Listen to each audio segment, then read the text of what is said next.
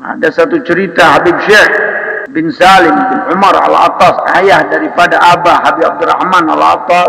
Pernah suatu saat beliau sedang duduk ngaji zikir mabainal maghrib wal isya.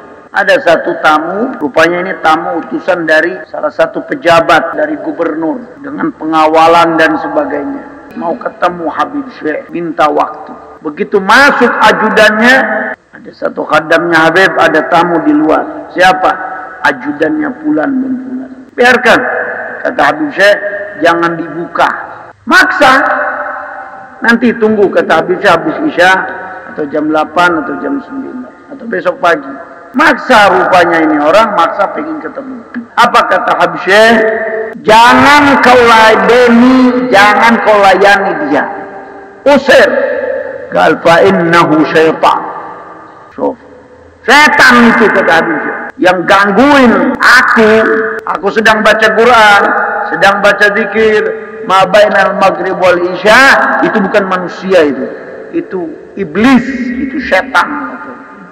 Sayyidina Qutbil Malal Habib Abdullah bin Abi Bakar Al-Idrus Al-Akbar yaqul hada ma bainal maghrib wal isya kanzun min kunuzil jannah. Gudang kebaikan, gudangnya berkah, gudangnya rahmat, gudangnya segala-gala kebaikan ada di situ. Sampai disebutnya gudang. Apa artinya gudang?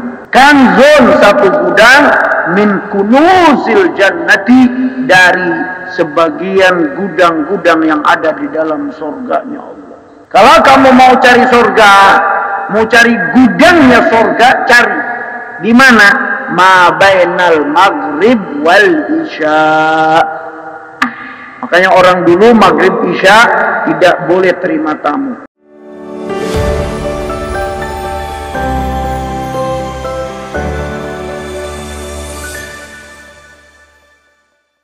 Wasaya limaniyah ila inqal wa amma husnul niyyati wal ikhlas lillahi ta'ala fadzalika min 'azamil munjiyat wa ahammiha. Berbicara tentang niat dan ikhlas. Setelah kita kaji dalam pertemuan yang lalu keutamaan tentang al-hub fillah, cinta kepada Allah dan cinta kepada Rasulnya. Setelah kita menanamkan kecintaan kita kepada Allah dan Rasulnya, maka Habib Abdul Haddad di sini menghimbau kita, mengajak kita terlebih dahulu agar kita mengedepankan niat terlebih dahulu dan pasang niat dari awal kita melangkah atau memulai sesuatu pekerjaan kita. Kemudian setelah kita mulai dengan niat kita, jangan lupa kata Habib Abdul Haddad, ikhlaskan hati kamu dalam segala-galanya. Makanya husnul niyyah, niat yang baik, wal ikhlas, dan ikhlas kepada Allah di dalam segala hal. Kamu cinta kepada Allah dan Rasulnya, niatnya memang karena Allah, ikhlas karena Allah. Kamu cinta kepada Allah, tidak ada lain dan tidak bukan, hanya karena Allah. Tidak ada niat, tidak ada tujuan kamu mencintai Rasulnya kecuali hanya karena Allah. Dan cinta kepada Allah dan Rasulnya tentunya dilandasi dengan penuh keikhlasan, tanpa ada paksaan. Sehingga kalau niat kita baik, kemudian ikhlas, apapun yang Allah perintahkan kepada kita, apakah itu kewajibannya, sholatnya, puasanya, zakatnya, hajinya, dan yang lain-lain seterusnya, kemudian dalam menjalankan sunnah-sunnah Rasulnya, baik dalam sholat sunnahnya qiyamul lailnya, witirnya, duhanya, qabliyah, ba'diyahnya, termasuk yang lain-lainnya, sunnah-sunnah yang lainnya. Kalau kita niatkan dengan baik, dengan tulus, dan kita ikhlas, semuanya akan menjadi pahala. Dan semuanya akan menjadi ringan buat kita. Karena kalau kita ikhlas, semuanya akan ringan. Apapun beban kita. Makanya kenapa orang dulu kuat sampai mereka di samping mereka sembahyang fardu 5 waktu, ditambah qabliyah ba'diyah, tambah lagi witirnya 11, tambah lagi duhanya 8, tambah lagi tahajudnya. Ada yang sampai 1000 rakaat, ya kan? Seperti Sayyidina Ali Zainal Abidin yang dikenal seorang tokoh as-sajjad, tukang sujud. Beliau itu sembahyangnya, qiyamul lailnya, tahajudnya mencapai 1000 rakaat. Dan seterusnya turun temurun sampai kepada Sayyidina Faqih Al-Muqaddam, kepada Sayyidina Abdurrahman As-Segaf. Ditambah lagi, lihat bagaimana orang dulu baca Quran saja bukan cuma hanya 1 mugra, 2 mugra, 1 juz, 2 juz, 1 khatam, 2 kali khatam. Syekh Abdurrahman As-Segaf, beliau bisa menghatamkan Quran 4 bil-lail wa 4 bin-nahar. Coba bayangkan. Orang dulu sembahyangnya 1000 rakaat. Ngajinya sampai 8 kali khatam dalam 1 hari 1 malam. Coba bayangkan kapan ngajinya dan berapa waktu yang mereka habiskan. Waktu tidak berubah, jam tidak berubah, hanya berputar 24 jam. Menit tidak berubah, 1 jam sama dengan 60 menit. Detik pun tidak berubah, detik itu juga, menit itu juga, jamnya juga itu juga, malamnya itu juga, siangnya juga itu juga. Tapi tergantung cara menggunakan waktu tersebut. Kalau sudah Habib Abdurrahman As-Segaf bisa menghatamkan 4 kali malam, 4 kali siang. Kalau kita kira-kira mampu nggak?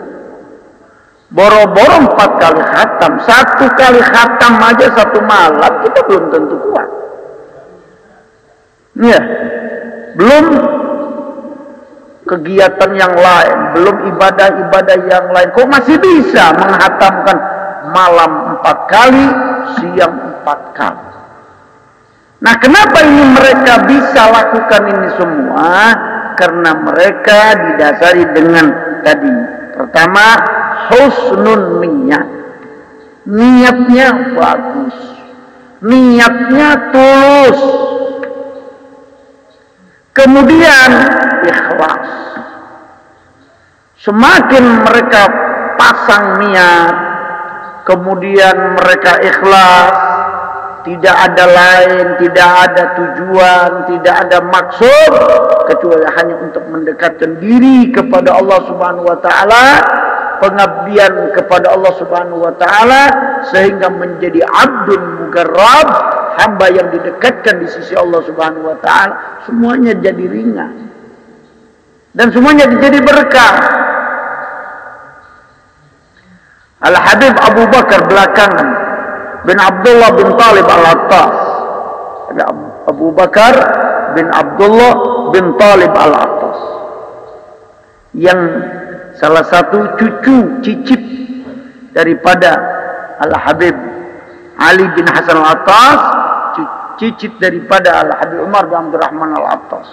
Habib Abu Bakar bin Abdullah bin Talib Al-Attas. Gimana beliau? Ini bukan bicara zaman abad keberapa. Ini masih dekat. Di atasnya Habib Ahmad bin Hasan Al-Attas. Habib Abu Bakar ini beliau sedang duduk kumpul dengan jamaahnya.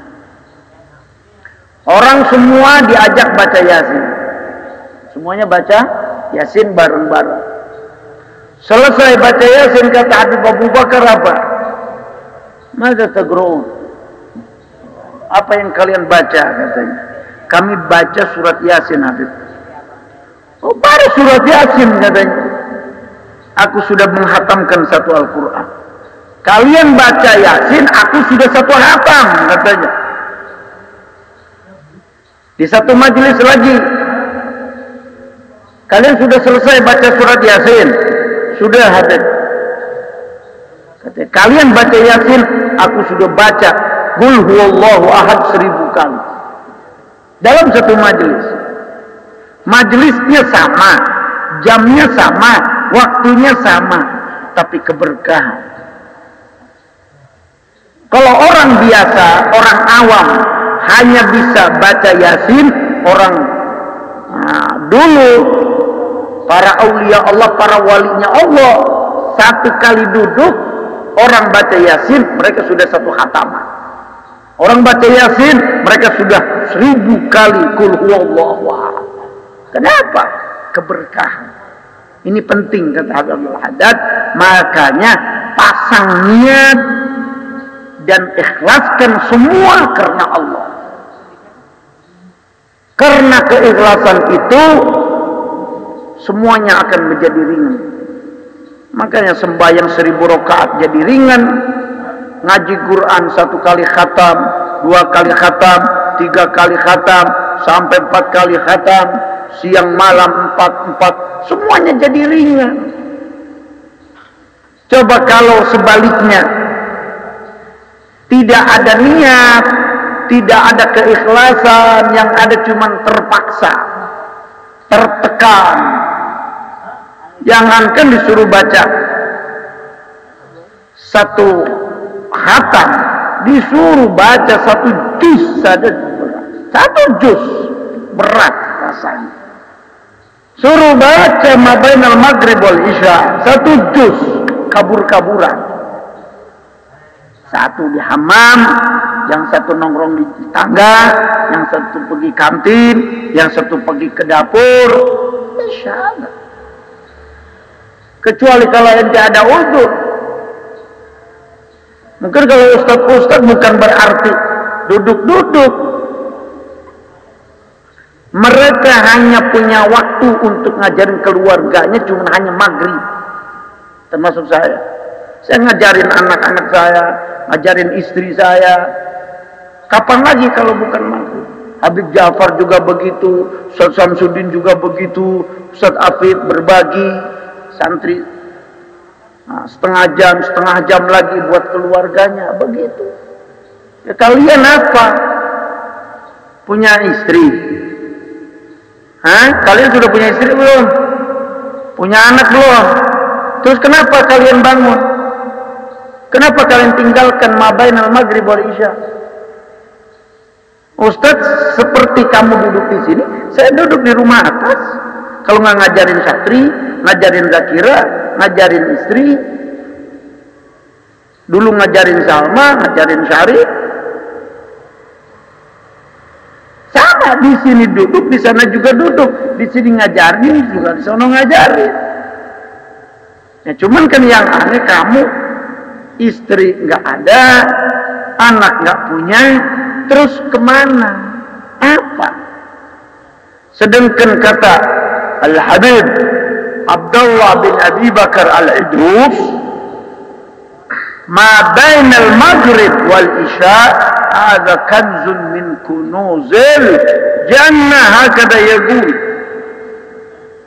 Sayyidina Qutbil Mala Al-Habib Abdullah bin Abi Bakar Al-Idrus Al-Akbar yaqul hadha ma bainal maghrib wal isya kanzun min kunuzil jannah, gudang kebaikan, gudangnya berkah, gudangnya rahmat, gudangnya segala-gala kebaikan ada di situ. Ma bainal maghrib wal isya, sampai disebutnya gudang. Apa artinya gudang? Kanzun, satu gudang, min kunuzil jannati, dari sebagian gudang-gudang yang ada di dalam surganya Allah. Kalau kamu mau cari surga, mau cari gudangnya surga, cari di mana? Ma bainal maghrib wal isya. Makanya orang dulu maghrib isya tidak boleh terima tamu. Ada satu cerita Habib Syekh bin Salim bin Umar Al-Attas, ayah daripada Abah Habib Abdurrahman Al-Attas, pernah suatu saat beliau sedang duduk ngaji zikir mabainal maghrib wal isya. Ada satu tamu, rupanya ini tamu utusan dari salah satu pejabat, entah dari bupati atau dari gubernur. Nah, dengan pengawalan dan sebagainya. Katanya mereka permisi mau ketemu Habib Syekh, minta waktu. Begitu masuk ajudannya, kata Habib Syekh, ada satu khadamnya Habib, ada tamu di luar. Siapa? Ajudannya Fulan bin Fulan. Biarkan, kata Habib Syekh, jangan dibuka. Maksa. Nanti tunggu, kata Habib Syekh, habis isya atau jam 8 atau jam 9 atau besok pagi. Maksa rupanya ini orang, maksa pengen ketemu. Ya kan? Apa kata Habib Syekh? Jangan kau ladeni, jangan kau layani dia. Usir. Qal fa innahu syaitan. So, setan itu, kata Habib Syekh, yang gangguin aku sedang baca Quran, sedang baca zikir, ma bainal maghrib wal isya, itu bukan manusia itu iblis, itu setan. Akhirnya disampaikan sama khaddamnya, pembantunya Habib Syekh ini, katanya kamu pulang. Habib Syekh tidak mau temuin Anda, dan Anda katanya setan. Ngamuk dia, lapor kepada bupatinya atau gubernurnya. Datang bupatinya. Habib Syekh, kenapa katanya saya punya aja dibilang setan? Iya. Kalau bukan setan nggak mungkin datang di gini hari gitu. Kalau bukan setan, tidak akan berani datang di waktu yang mulia ini. Yang bisa mengganggu hanya cuma setan doang. Hakadakan Habib Syekh bin Salim Al-Attas, termasuk Abah. Nah, kalau sudah maghrib, isya, tidak boleh ada yang mengajak bicara, tidak boleh ada yang ngajak ngobrol, apalagi bab dunia. Duduk ngaji, sembahyang, wirid, khatib sampai isya.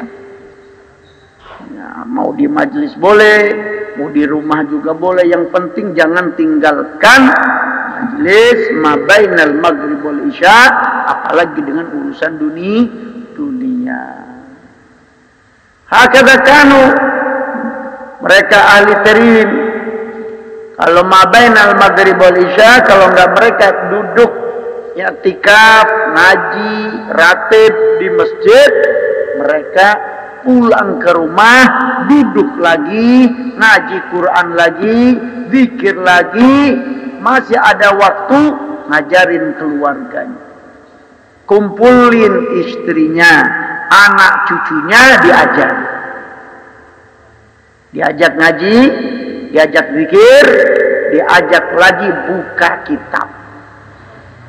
kitabnya Risalatul Jami'ah, Mukhtasar Latif, atau Mukhtasar Kabir, atau disebut dengan Muqaddimah Hadrami. Hakadakan. Nah, sekarang kamu santri, katanya talib ilm, yang katanya belum punya istri, belum punya anak, kabur-kaburan. Kenapa enggak betah, enggak bisa duduk di majelis? sambil baca Quran. Oh, enggak baca Quran, sambil pegang mutun, ngapalin di situ, murojaah di situ, giliran bagiannya baca. Di Rubat juga begitu. Ma bainal maghrib wal isya kita duduk halagat, Quran tetap jalan, Quran tetap muter sambil nunggu syekhnya datang, ya sambil mutolaah, sambil buka kitab, sambil buka mutun, sambil ngapalin kadang-kadang. Kalau mau nyimakin, kalau enggak sambil mutolaah. Tapi kabur-kaburan, ini mau kemana? Kabur kemana? Hakada syaitan.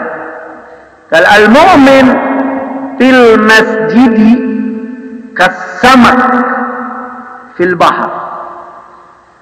Seorang mukmin, bagaimana seorang mukmin yang hakiki jika duduk dalam suatu masjid, majlis, halaga, hizib dan sebagainya, itu kasamak fil bahar, itu bagaikan ikan di air, di laut, tenang.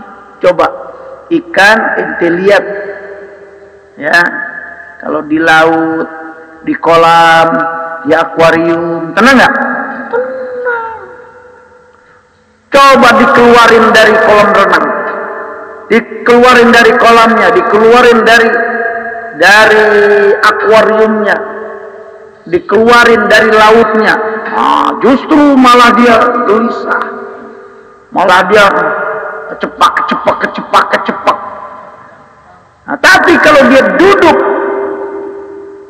masuk ke airnya, laut, kolam, akuarium, tenang, masya Allah. Apalagi kalau dilihat ikannya arwana, Allah, tenang. Ikan arwana itu paling tenang, dia kan jalannya tenang, dia masya Allah gubai, geboy, ya kan? Itu ikan paling tenang. Itulah sebetulnya al-mu'min fil masjid. Makanya jangan cuma hanya orang beli akuarium mahalnya aja. Akuariumnya harga 5 juta, ya kan? Belum lagi aksesorisnya 1 juta. Belum lagi ikannya, isinya, harganya 25 juta. Percaya nggak? Percayalah. Saya kemarin diajak satu orang mampir, ada alumni namanya Ustaz Harfianza. Nah, rupanya beliau ngajak saya untuk mampir. Saya bilang mampir. Begitu mampir, di ruang tamunya ada akuarium besar, masya Allah, besar akuarium. Nah, di dalamnya ada ikan arwana 2 biji, 1 pasang. Saya bilang masya Allah, ini arwana. Bukan arwana yang silver, ini arwana yang memang gold, super, goldnya super, nyala dia punya sisiknya. Saya bilang, Bang Haji, luar biasa ini akuariumnya semua, masya Allah. Ikannya juga masya Allah. Saya bilang berapa duit? Ini 1 pasang 60 juta. Masya Allah, 1 pasang 60 juta. Masya Allah, tabarakallah. Nah, ini kadang-kadang orang cuma hanya berlomba-lomba memperbesar akuariumnya, mempermahal ikannya, aksesorisnya, tapi kadang-kadang lupa mereka. Tidak dijadikan untuk bahan tadabbur, tidak dijadikan bahan untuk bertafakur. Coba kalau sambil duduk memandang akuarium, memandang ikan, sambil tadabbur, sambil tafakur, masya Allah, begitu tenangnya ikan. Mathalul mu'min fil masjidi, nah, kamathalis samak fil bahar, di dalam air laut, dalam akuarium, tenang, masya Allah. Sebaliknya, mathalul munafik fil masjidi kamatsali thairi fil qafasi. Orang munafik di dalam masjid itu bagaikan burung di dalam sangkar. Gimana burung? Masya Allah, gelisah dia, tabrak sana, tabrak sini. Kenapa? Pengen keluar. Coba buka pintu sedikit, kabur langsung. Nah ini kadang-kadang masih ada santri yang begitu. Hatinya, jiwanya masih jiwa burung. Nggak bisa masuk majelis, nggak bisa masuk masjid, musola, majelis, halaqah, gelisah terus bawaannya. Nggak ada ketenangan itu. Sebentar alasan, Ustaz, hamam. Datang lagi hamam, terus jadi alasan hamam. Kenapa? Karena tidak ada ketenangan. Matsalul munafik fil masjidi kamatsalil thairi fil qafasi. Paham tuh? Matsalul mu'mini fil masjidi kamatsalis samaki fil bahri. Wa matsalul munafiq fil masjidi kamatsalil thairi fil qafasi. Perumpamaan seorang mukmin di dalam masjid seperti perumpamaannya ikan di dalam lautan. Tenang, tidak gelisah, tidak kepingin keluar, tidak kepingin kabur. Tenang, i'tikaf, zikir, belajar. Ini namanya orang mukmin. Tapi sebaliknya kalau orang itu munafik atau ada benih-benih munafik, duduk di masjid, di majelis, di halaqah, di hizib, gelisah bawaan. Sudah kayak burung dalam sangkar. Pengennya cepat apa? Pengennya bubar aja. Pengennya keluar aja. Seakan-akan udah kayak ada iblis atau setan yang congkel pantatnya dia pakai linggis. Ya dicongkelin aja terus. Kayak gerah gitu. Kenapa? Duduk kayak gak tenang gitu. Sebentar geser sana, geser sini, asakang, esekeng. Ya kan? Itu menandakan karena duduknya gak tenang. Paham? Qala Allah Ta'ala minkum mayyuridud dunya wa minkum mayyuridul akhirah. Di antara kalian ada yang memang bermaksud, berkeinginan hanya dunia terus. Ada juga yang di antara kalian ada orang yang memang mencari, menginginkan akhir.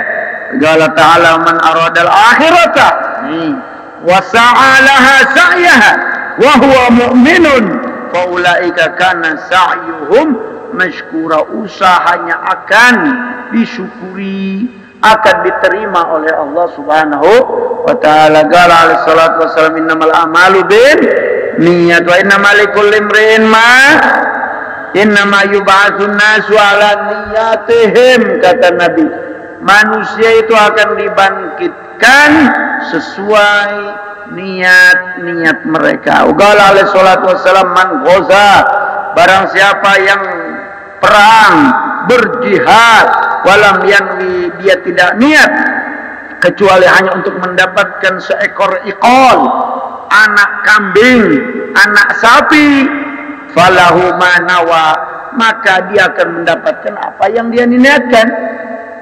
Dia niatnya untuk cari dunia, dia dapat dunia, dapat ghanimah, dapat harta rampasan perang, dapat uang, dapat beras, dapat kambing, dapat budak dan sebagainya. Kalau tujuannya mereka hanya untuk mencari perempuan, ya mereka dapatkan perempuannya. Tapi sungguh hina kalau niat mereka hanya untuk mencari dunia ataupun seorang perempuan yang akan dia nikahi.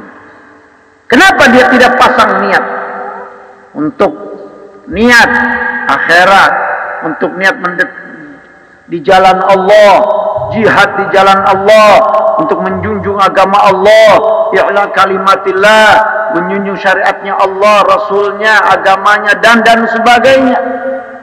Nah, ini kan lebih mulia. Walal akhiratu khairu wa abqa, walal akhiratu khairul laka minal ula. Wa qala alaihi salatu wasallam, niyatul mu'min khairun min amali. Kenapa? Wa dzalika li anna niyata, karena ini makna ya, ini makna daripada hadis ini. Katanya niyatul mukmin, niat seorang mukmin itu memang lebih baik daripada amalnya. Tapi bukan berarti yang penting aku sudah niat. Ya kan, yang penting sudah nawaitu usolli fardhu dhuhri tapi nggak sholat. Ditanya misalnya, udah sholat kamu? Belum, tapi alhamdulillah sudah niat tadi. Masya Allah, kayak orang niat jamaah aja. Nah ini kan bukan maknanya ke situ, bukan maknanya bahwa kamu cukup niat saja, bukan. Ya ibaratnya kayak gini, kamu sudah makan, sudah, alhamdulillah sudah niat. Apakah cukup dengan niat kamu makan, kamu bisa kenyang? Kan tidak mungkin. Tapi maknanya di sini, kalau kualitas niat dan amal, memang niatul mumin itu khairun min amal, karena niat ini adalah amalul qalbi wal qalbu asyrafu minal jawab, fakana amaluhu, maka amalul qalbi itu khairun min amaliha amalil jawarih. Wali anna niyata, kadang niat ini tanpa bimujarradiha, niat saja sudah bermanfaat. Lihat nih perbedaannya. Kenapa? Niat itu lebih baik daripada amal. Satu, apa tadi alasannya? Niat itu adalah amal perbuatan hati. Dan hati ini adalah anggota yang paling mulia, sehingga pekerjaan hati itu lebih mulia daripada pekerjaan anggota-anggota yang lainnya. Itu satu sisi. Di satu sisi, kenapa niatul mu'min khairun min amali? Karena niat itu kadang-kadang bermanfaat dengan sendirinya. Hanya kamu niat saja sudah ada manfaatnya. Kamu sudah dapat pahala. Niat saja sudah dapat pahala. Dibandingkan kamu beramal, bekerja, beribadah tanpa niat. Diterima nggak? Nggak diterima. Amalnya nggak sah, tapi niat tanpa amal masih sahih, masih diterima, masih bermanfaat ketimbang amal tanpa niat. Niatnya lebih mulia dan amalnya tidak diterima. Paham itu? Nah, wali anna niyata tanfa'u bi mujarradiha wa amalu jawarih biduniyah la naf'a laha, tidak ada manfaatnya. Bila hadis man hamma bi hasanatin wa lam ya'malha katabahallahu indahu hasanatan. Tuh orang, kata Nabi, baru bermaksud, berkeinginan, berniat untuk melaksanakan suatu kebaikan, baru niat. Walam ya'malha, dan dia belum sempat mengamalkannya, masih tetap kata Allah katabahallah indahu hasanatan. Tuh, niat itu sendiri tanpa ada manfaatnya, bisa jadi pahala tanpa amal.